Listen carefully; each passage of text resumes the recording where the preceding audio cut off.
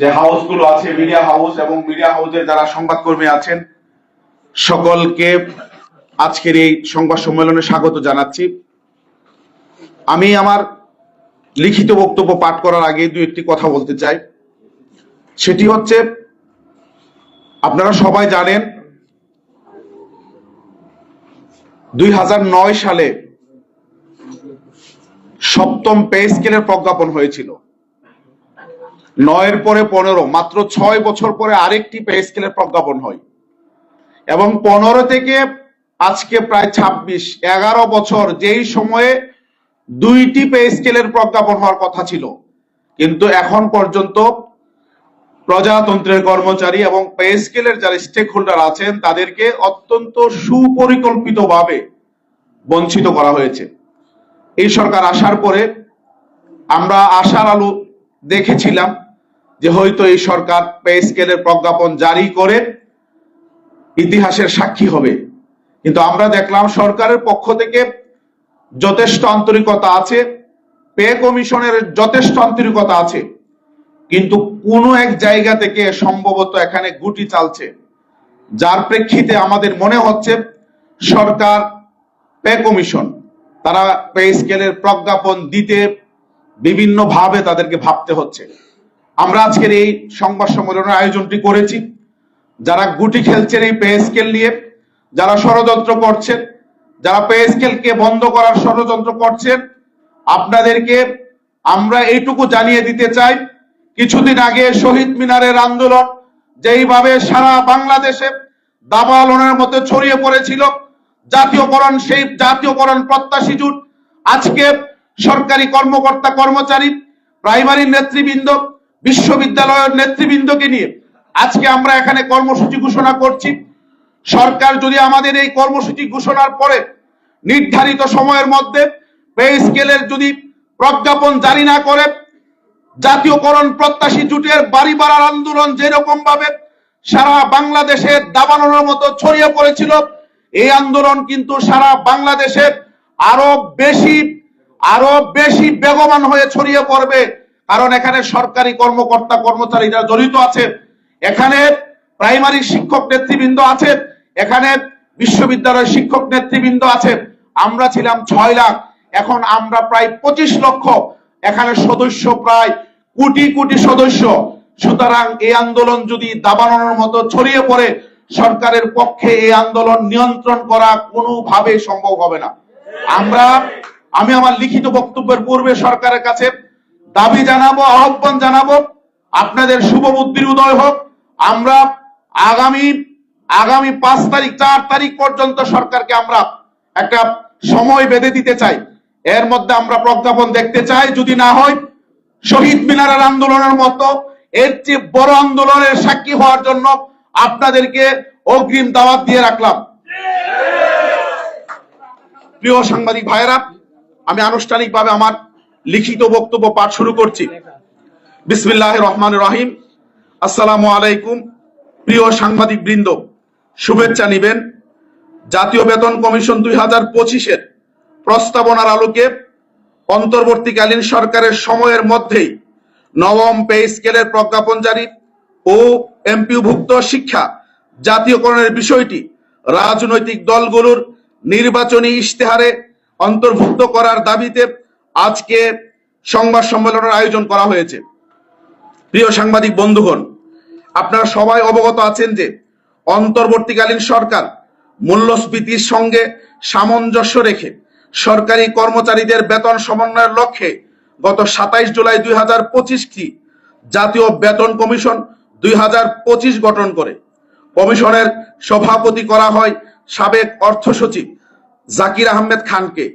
কমিশনকে প্রজাতন্ত্রের কর্মচারীদের জন্য বিদ্যমান বেতন ভাতা ও অন্যান্য সুযোগ সুবিধা পর্যালোচনা করে তাদের জন্য একটি সময়োপযোগী বেতন কাঠামো নির্ধারণ পূর্বক সুপারিশ প্রণয়নের দায়িত্ব প্রদান করা হয়। কমিশন 14 আগস্ট 2025 তারিখে প্রথম আনুষ্ঠানিক সভার মাধ্যমে পূর্ণোদ্যমে কার্যক্রম শুরু করে একটি ন্যায়সঙ্গত ও কার্যকরী বেতন কাঠামোর সুপারিশ প্রণয়নের লক্ষ্যে অনলাইনে মতামত গ্রহণের জন্য চাকরিজীবী সর্বসাধারণ প্রতিষ্ঠান এবং বিভিন্ন সংস্থা সমিতির জন্য মোট 4টি প্রস্তাবমালা প্রণয়ন করে সংশ্লিষ্টদের মতামত গ্রহণ করে। পরবর্তীতে পে স্কেলের স্টেক হোল্ডার প্রায় সকল পেশাজীবী গোষ্ঠীর নেতৃবৃন্দের সাথে আনুষ্ঠানিকভাবে বৈঠক করে বেতন কাঠামোর ব্যাপারে সুচিন্তিত মতামত গ্রহণ করে। পে স্কেলের স্টেক হোল্ডার হওয়ার কারণে 6 লক্ষাধিক শিক্ষক কর্মচারীর প্রতিনিধি হিসেবে এমপিভুক্ত শিক্ষা জাতীয়করণ প্রত্যাশী জোট নেতৃবৃন্দকে আনুষ্ঠানিক বৈঠকের আহ্বান জানালে জোট নেতৃবৃন্দ জাতীয় বেতন কমিশন 2025-এর চেয়ারম্যান সহ অন্যান্য সদস্যদের সাথে মিটিং করে তাদের দাবি দেওয়া ও প্রস্তাবনা কমিশনের কাছে উপস্থাপন করে। কমিশন প্রস্তাবনাগুলো তাদের সুপারিশে অন্তর্ভুক্ত করার ব্যাপারে জোট নেতৃবৃন্দকে আশ্বাস প্রদান করে। প্রিয় সাংবাদিক ভাই বোনেরা, আমরা ইদানিং গভীর উদ্বেগের সাথে লক্ষ্য করছি যে পে স্কেলের প্রজ্ঞাপন যাতে জারি না হয় এ ব্যাপারে বহুমুখী ষড়যন্ত্র শুরু হয়েছে।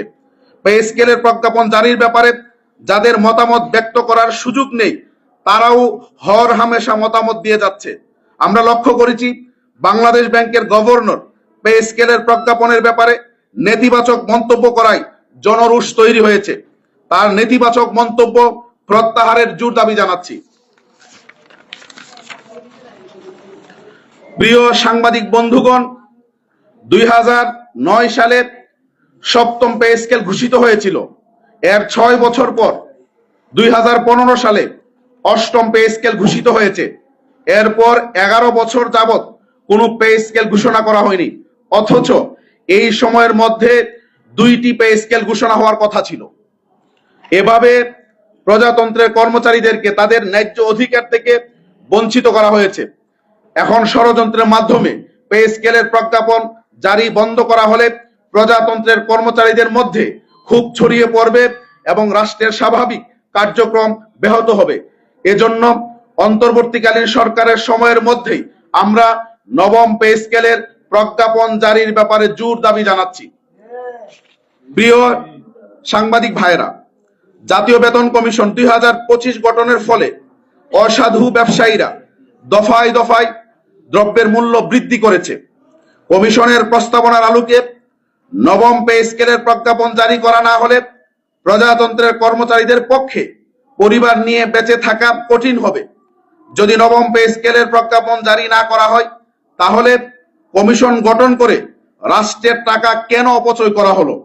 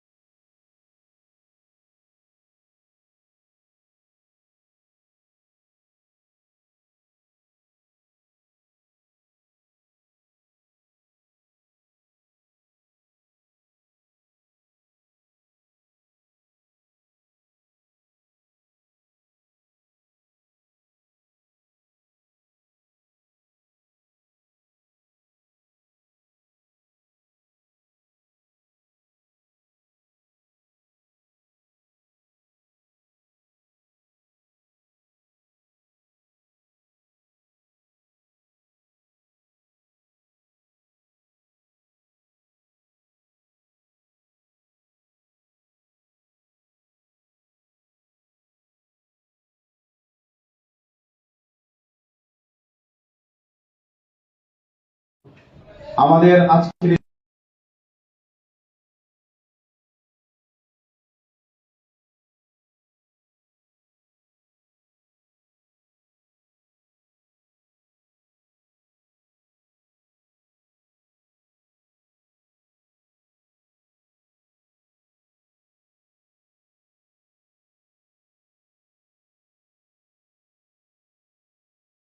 সংবাদ